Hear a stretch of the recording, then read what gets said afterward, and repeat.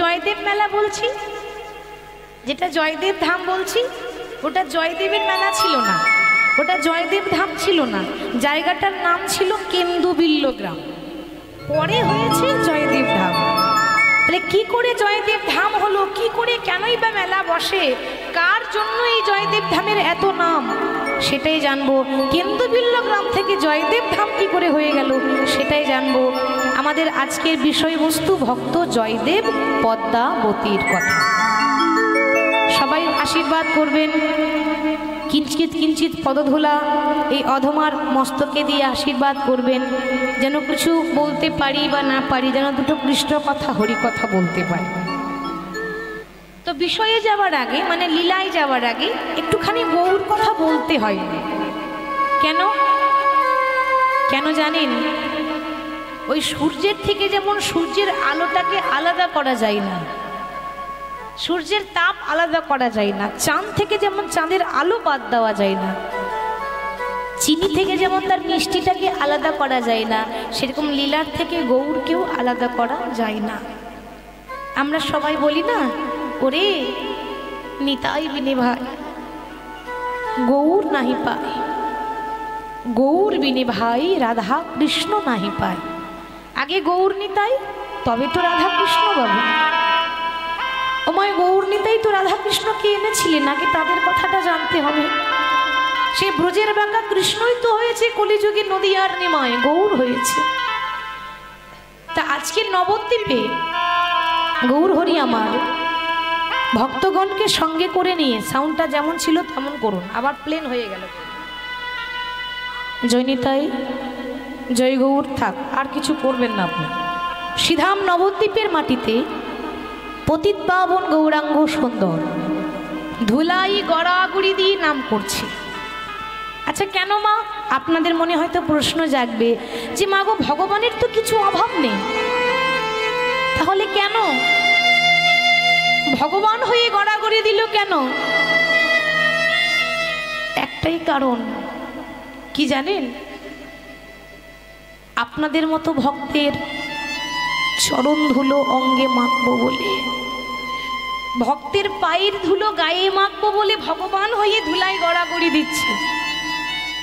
নিয়ম আছে, কীর্তনের শেষে কোনো ভক্ত যদি এই জায়গাটাতে গড়াগড়ি দিয়ে বাড়ি যেতে পারে, ওমা তার ত্রিতাপ জ্বালা দূরীভূত হয়ে যায়। মনের মধ্যে যে ত্রিতাপ জ্বালা আছে, সে ত্রিতাপ জ্বালা আমাদের দূরীভূত হয়ে যায়। ভাবুন, আমরা মানুষ হয়ে ধুলোয় বসতে পারি না, ধুলোয় গড়াগড়ি দিতে পারি না, তিনি ভগবান হয়ে গড়াগড়ি দিলেন।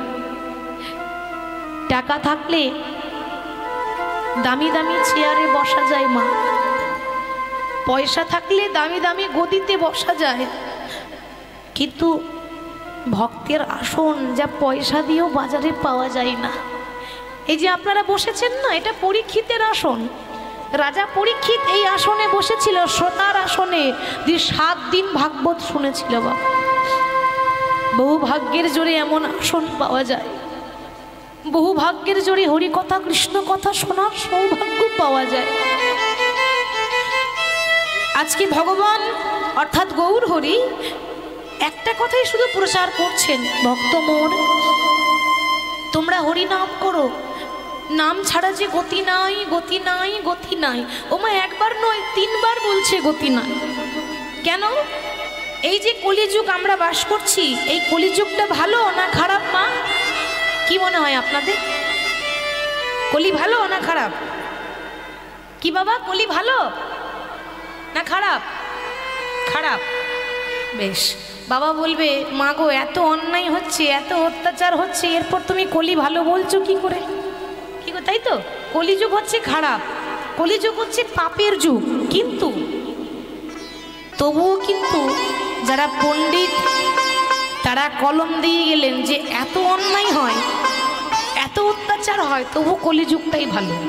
কেন? আমার কথা নয়, পণ্ডিতরা মহাজনরা কলম দিলেন কলিযুগটা ভালো। কেন না, কোনো যুগে যেটা ছিল না কলিযুগে সেইটা আছে, মধুমাখা হরিনাম। সত্য যুগে, ত্রেতা যুগে, দাপর যুগে ভগবানের কৃপা পেতে গেলে বছরের পর বছর সংসার ছেড়ে ধ্যানে বসতে হতো, তপস্যা করতে হতো।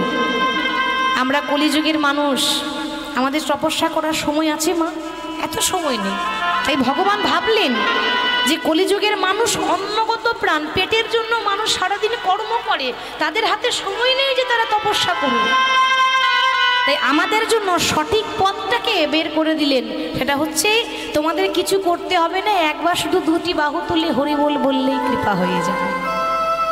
এই কলি পাপের যুগ কি করে জানলাম জানেন? আমরা কি করে বা জানলাম? একবার নারদ মুনি ভগবানকে প্রশ্ন করছেন, নারায়ণকে। নারদ নারায়ণকে প্রশ্ন করছেন, প্রভু অনেক দিন হয়ে গেল, তোমায় একটা প্রশ্ন করব ভাবছি, কিন্তু বলার সুযোগ আমি পাই না। আচ্ছা নারদ বলো, কি তোমার প্রশ্ন? দেখো প্রভু, আমি তো দেবর্ষি নারদ, কিন্তু আমি এত এত কথা জানি, কিন্তু একটা প্রশ্নের উত্তর খুঁজে পাচ্ছি না।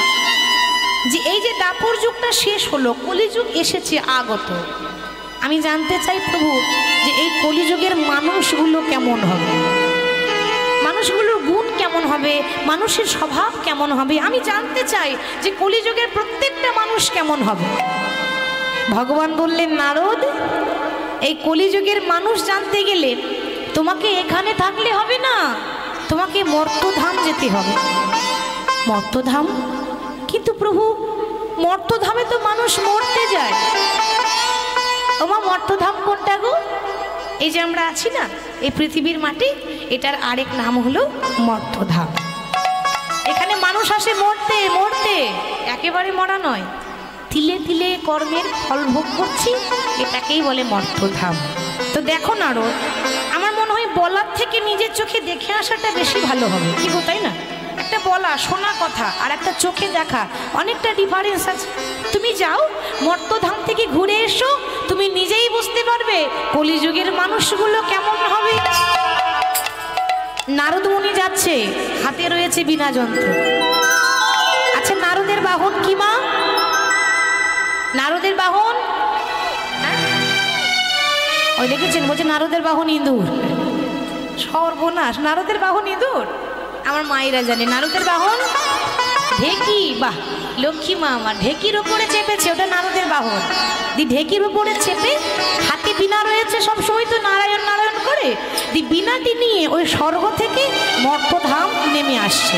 কেমন ভাবে? কে তুমি আমার কাছে আছো প্রভু, তবু জানি না আছো কোন খাম। ও কে তুমি আমার কাছে আছো, তবু জানি না আছো কোনখানে। ও কে তুমি প্রভু কাছে আছো, তবু জানি না আছো কোন খানে। কে তুমি আমার কাছে আছো, তবু জানি না আছো কোনখানে। বলছি প্রভু তুমি আমার কাছে আছো, কিন্তু তোমাকে দেখতে পাচ্ছি না। আচ্ছা মায়েরা, ভগবানকে আমরা দেখতে পাই? পাই বাবা? তাহলে ভগবান আছে কোথায়?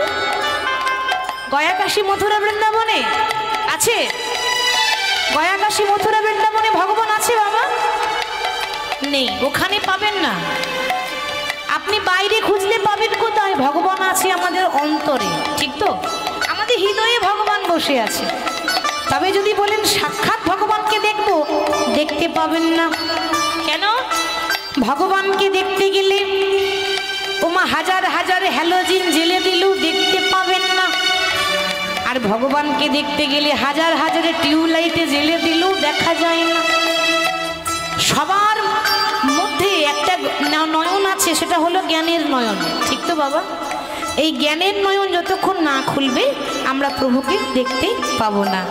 যে কথা বলো আমি তাই শুনে যাই, তুমি যে কথা বলো তাই শুনে যাই। প্রভু জানি না তবু তার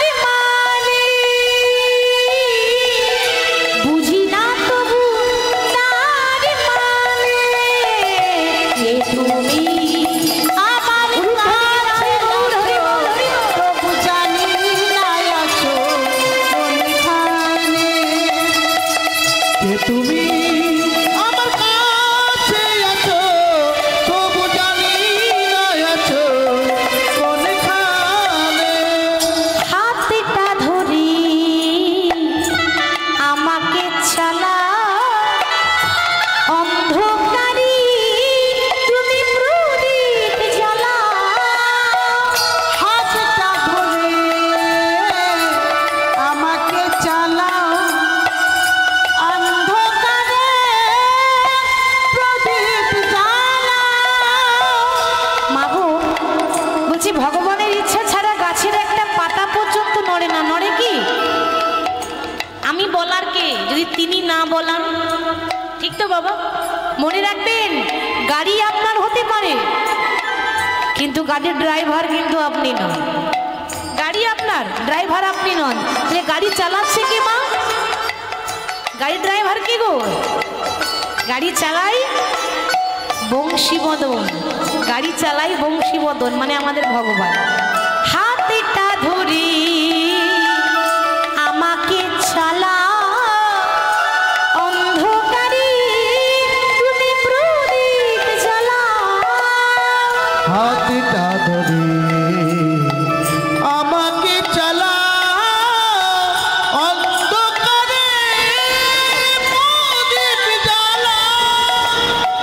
চোখের দেখা দেখিনি কভু, চোখের দেখা দেখিনি কভু।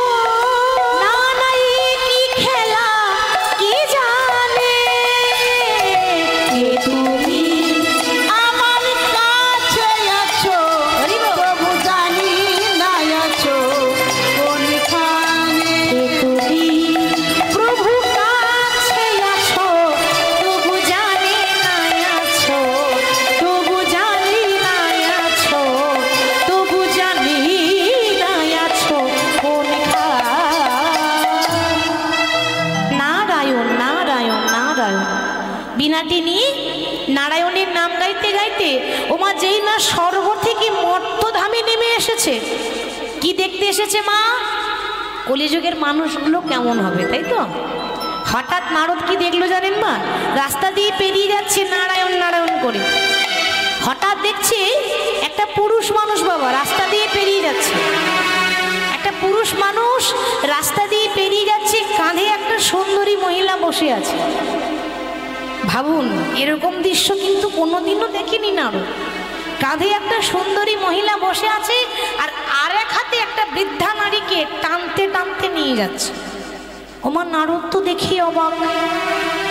দেখা মাত্র নারদের চোখ যেন কপালে উঠে গেল। মুনি মুনি ভাবছে বাবা আগেকার দিনে তো এরকম হতো না। আগেকার দিনে নারী পুরুষের চরণ ধরে বলতো স্বামী আশীর্বাদ করো আমি যেন তোমার আগে যেতে পারি। আচ্ছা লক্ষ্মী মায়েরা বলুন তো এখন বলে? এখন বলে? এখন কি একবারে কেউ বলে আমি যেন তোমার আগে মরতে পারি? বলে না না? কি বলে বলো তো? আগে তুমি মরো তারপর আমি মরবো। আমারও তো মরার শখ হয় নাই। আমি মরে গেলে এই টাকা পয়সা ঘর বাড়িগুলো দেখবে কে? তুমি যাও, তোমার সঙ্গে আমার পরে দেখা হবে। কিন্তু এটা বাস্তব কথা।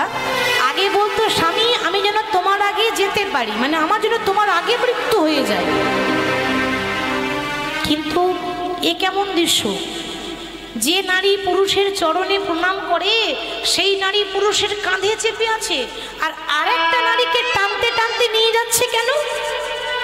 দেখা মাত্র নারদ ডাকছে কি গো তোমাকেই বলছি, দাঁড়াও দাঁড়াও দাঁড়াও। আচ্ছা বলি তোমার বিবেক বলে কিছু নেই? ওমা সেই মানুষটা তখন উত্তর দিচ্ছে আগে মুনিবর কিছু মনে করবেন না, এ যুগে বিবেক বলে কিছু থাকে না। ঠিক বলছে তো? এ যুগে বিবেক বলে কিছু থাকে না। বিবেক থাকলে এত অন্যায় হবে কেন? বিবেক থাকলে এত অত্যাচার হতো কেন? বিবেক নেই বলেই তো। বিবেকটা বাদ দিয়ে কথা বলুন।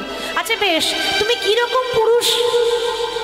যে মানুষটা চলতে পারে, দৌড়াতে পারে, গায়ে বল আছে, ক্ষমতা আছে, তাকে কাঁধে চাপিয়েছো। আর যে মানুষটা চলতে পারে না, বয়স হয়ে গেছে, তাকে টানতে টানতে নিয়ে যাচ্ছ কে তুমি? সে তখন উত্তর দিচ্ছে মুনিবর আপনি আমার খেলা দেখলেন কোথায়? এই তো খেলা শুরু করেছি। আপনি তো আমাকে চেনেন না। আমি আমি পরিচয়টা দিই। আপনি যাকে দেখতে এসেছেন আমি হলাম ঘোর কলি। এখন কলি এসেছে, ঘোর কলি আসেনি। কলিযুগে একটা সূর্য ওঠে, শাস্ত্র বলছে ঘোর কলিতে 12টা সূর্য একসঙ্গে উঠবে। ভাবুন মা, একটা সূর্যের তাপ আমরা সহ্য করতে পারি না, পারি কি? তাহলে 12টা সূর্য উঠলে আমরা কি করে বাঁচবো? ঘোর কলি যখন হবে তখন এই দৃশ্যটাই ঘটবে যেটা এখন আপনারা দেখলেন। আচ্ছা, তা নয় হলো, তুমি যে নারীটাকে কাঁধে চাপিয়ে নিয়ে যাচ্ছ সেই নারীকে চিনতে পারলেন না? ওটা আমার সুন্দরী স্ত্রী, দেখতে সুন্দরী তো, তাই মাটিতে পা রাখতে দিই না। আচ্ছা, তা নয় হলো, কিন্তু যে বৃদ্ধা নারীকে টানতে টানতে নিয়ে যাচ্ছ সে কে? ওটা তো আরো সহজ, তাই না মা? তিনি কে হতে পারে বলুন তো? এটা যদি স্ত্রী হয়, তিনি হলেন আমার গর্ভধারিণী মা। মায়ের গর্ভে একটা সন্তানের 10 মাস 10 দিন জায়গা হয়, কিন্তু কিছু কিছু সন্তান আছে, সবার কথা বলিনি, আমি বলছি না যে সব ছেলেরা খারাপ হয়, এখনো এমন সন্তান আছে মা বাবাকে শ্রদ্ধা করে ভালোবাসে, কিন্তু এমন একটা সন্তান, হাজারের মধ্যে 2-1টা এমন ছেলে আছে যার 4তলা বিল্ডিংয়ে মায়ের থাকার একটু জায়গা হয় না। মানে 1 ঘড়া দুধ 7 ঘড়ায় ভরে যায়, কিন্তু 7 ঘড়া দুধ একটা ঘড়ায় ভরছে না। মা বড় কষ্ট করে সন্তানদের মানুষ করে, কিন্তু সন্তানরা মায়ের মুখে 1 মুঠো ভাত পর্যন্ত তুলে দিতে পারে না। কথায় আছে না, ছোটবেলায় মা কাঁদে ছেলে ভাত খাই না বলে, আর বড়বেলায় মা কাঁদে ছেলে ভাত দেয় না বলে। এইটাই কলিযুগ বাবা। এখনো অনেক খেলা বাকি আছে গো। এই যে দেখছেন খেলা, এই কোনো এমন কিছু খেলা নয়, এরপরে আরো অন্যায় হবে, এরপরে আরো অত্যাচার হবে। তাহলে পথ কি? তাহলে উপায় কি? উপায় কি কিছু নেই? উপায় কোনো কিছু নেই, একটাই উপায়। এই অন্ধকার কলিযুগে, পাপের কলিযুগে আপনাকে শুধু একবার হরি বল বলে ডাকতে হবে, এইটুকুই উপায় আছে। তাই মহাপ্রভু ভক্তগণকে সঙ্গে নিয়ে নামে প্রেমে মাতোয়ারা। নাম গাইছে কেমন ভাবে? বদন ভরে গাউরে মন হরে কৃষ্ণ নাম। আচ্ছা, আমার লক্ষ্মী মায়েদের বলছি, একটু উলুধ্বনি দেওয়া যাবে মা? বাহ, দেখি একটু দিয়ে দেন তো লক্ষ্মী মায়ের মতো। খুব সুন্দর হয়েছে। এবার সবাই একটু করতালি দিয়ে গাই। নাম তো করতালি দিয়ে গাইতে হয়। হরে কৃষ্ণ নামে জপ জপ অবিরাম। একেবারে বদন ভরে গাওরে মন হরে কৃষ্ণ নাম, হরে কৃষ্ণ নামে জপ জপ অবিরাম। বদন ভরে গাওরে মন হরে কৃষ্ণ নাম, হরে কৃষ্ণ নামে জপ জপ অবিরাম। বদন ভরে গাউরে মনে হরে কৃষ্ণ নাম, হরে কৃষ্ণ নামে জপ জপ অবিরাম। বদন ভরে গাওরে মন হরে কৃষ্ণ নাম, হরে কৃষ্ণ নামে জপ জপ অবিরাম।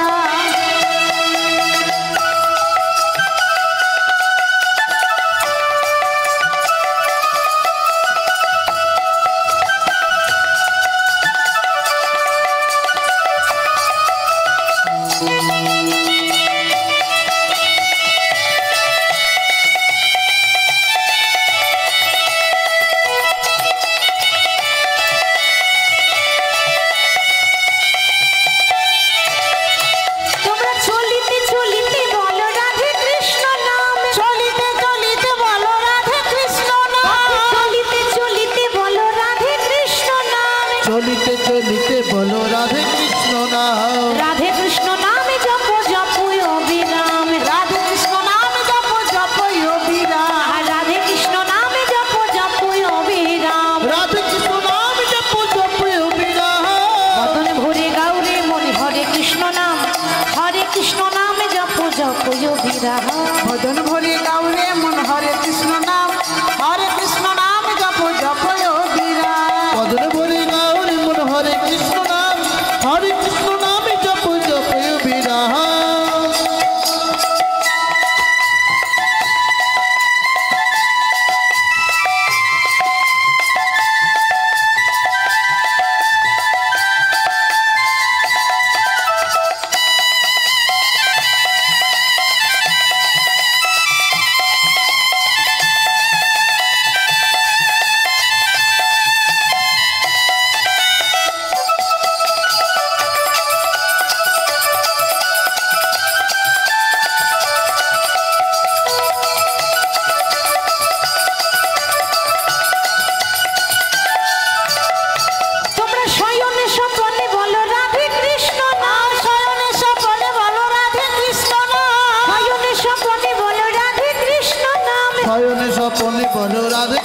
নাম। বলো রাধে কৃষ্ণ। আমরা কলিযুগের মানুষ তো, সব জায়গায় একই কেস। বলবেন কেন? কলিযুগের মানুষের এই করতালিগুলো হয়ে গেছে প্লাস্টিকের করতালি, সাউন্ড হয় না। কি গো মা, ঠিক বলছি তো? ভুল বলিনি তো? এই দেখুন করতালি দিচ্ছি অনেকে, কি করে দিচ্ছি বলুন তো? এরকম করে দিলে হবে? একেবারে আশেপাশে গ্রামের মানুষ যেন শুনতে পায় যেখানে কীর্তন হচ্ছে। সবাইকে তো বোঝাতে হবে নাকি যে না আমাদের এখানে হরিবাসর হচ্ছে, আমরা ভগবানের নাম ভালোবাসি। একটু জোরে জোরে, ভগবানের জন্য দয়া করে কৃপণতা করবেন না। একটু করতালি দিয়ে দেখি, বাহু তুলে। বাহ। হরে কৃষ্ণ নামে জপ জপ যোগীরা, বদন ভরে গাওরে মন হরে কৃষ্ণ নাম, হরে কৃষ্ণ নাম জপ জপ যোগীরা। একবার বদন ভরে গাওরে মন হরে কৃষ্ণ নাম, হরে কৃষ্ণ নামে জপ জপ যোগীরা। বদন ভরে গাওরে মন হরে কৃষ্ণ নাম, হরে কৃষ্ণ নাম জপ জপ যোগীরা। এইভাবে নাম প্রচার করলেন ভগবান। নাম ছাড়া আমাদের গতি নেই বাবা। আমরা মানুষ হয়ে যা করতে পারলাম না, একজনের কথা বলি, সে পশু হয়ে সেটা করেছিল। সে কি, তার জন্ম পশুকুলে হয়েছিল, মানুষ ছিল না। সে ছিল প্রভু রামচন্দ্রের পরম ভক্ত হনুমান। আচ্ছা বাবা, হনুমান তো পশু ছিল, মানুষ ছিল কি? আমি যদি সারা জীবনও কীর্তন করি তবু ওই হনুমানের মতো ভক্তি আমার আসবে না। তার ভক্তির তুলনাই হয় না। তার ভক্তিটা কিরকম দেখুন। একবার মা সীতা, মা সীতার আরেক নাম কি গো? জানকী, মা জানকী। লক্ষ্য করুন, একবার বাবা মা জানকী আয়নার সামনে বসে বসে সিঁদুর পড়ছে। এখন যেই না মা সিঁদুর পড়ছে, হনুমান বলছে মা আমি প্রত্যেক দিন দেখি তুমি এই আয়নার সামনে বসে বসে সিঁদুর পড়ো। ও মা বলো না গো, সিঁদুর পড়লে কি হয়? আচ্ছা আমার মায়েদের জিজ্ঞাসা করি, সিঁদুর পড়লে কি হয় মা? আমরা সিঁদুর কেন পড়ি? স্বামীর মঙ্গল হয়। বাহ, সিঁদুর পড়লে স্বামীর মঙ্গল হয়, তারপর স্বামীর পরমায়ু বাড়ে। এখন মা জানো কি বলছি বাবা, সিঁদুর পড়লে স্বামীর পরমায়ু বাড়বে, আমার প্রভু রামচন্দ্রের মঙ্গল হবে। হনুমান মনে মনে ভাবছে হ্যাঁ গো, এইটুকু সিঁদুরের এত পাওয়ার, এর মধ্যে কি কোনো জাদু টাদু আছে নাকি? তাহলে আমাকেও দেখতে হবে। এবার মা সীতার ঘরে বাবা যত সিঁদুর ছিল সব নিয়ে একেবারে পা থেকে মাথা পর্যন্ত মেখে লাল হয়ে গেছে। কেন? ওই যে প্রভু মা বলেছে সিঁদুর পড়লে স্বামীর মঙ্গল হয়, তো মা এইটুকুনি নিলে যদি এত মঙ্গল হয়, আমি গোটা গায়ে মেখে নিলাম, মঙ্গলটা আরো বেশি হয়। সর্বাঙ্গে সিঁদুর মেখে একেবারে লাল মূর্তি হয়ে গেছে। লাল মূর্তি হনুমানের অনেক রূপ আছে অনেক জায়গায়। হনুমান দেখবেন লাল রঙের হয়, হয় না?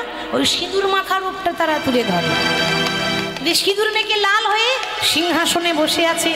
আর যেই না সিংহাসনে বসে আছে, সে তো সবসময় একজনেরই নাম করে। সে কে? যেহেতু এটা ত্রেতা যুগের কথা বলছি, তার মানে রামায়ণের কথা হচ্ছে। আর রামায়ণের কথা হলে রাম নাম আসবে। তো সে সিংহাসনে বসেই প্রভু রাম নাম করছে। তনকে তম্বুরে मैं दो हो, तनके तंबूरे में दो शासकी थान बोले जय सिया राम राम, जय राधे श्याम श्याम। बोलो जय सिया राम राम, जय राधे श्याम श्याम। जय सिया राम राम, जय राधे श्याम श्याम। बोलो जय सिया राम राम, जय राधे श्याम श्याम। ओ तन के तंबूरे में दो, तन के तंबूरे में दो शास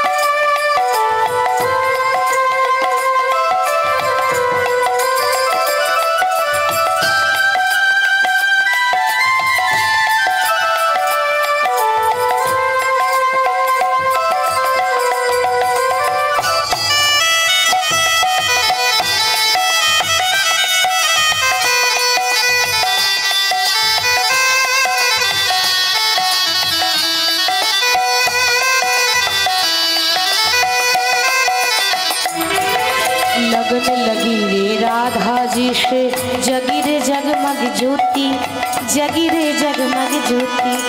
राम नाम का हीरा पाया, श्याम नाम का मोती, जगी रे जगमग ज्योति। मन की मुरलिया में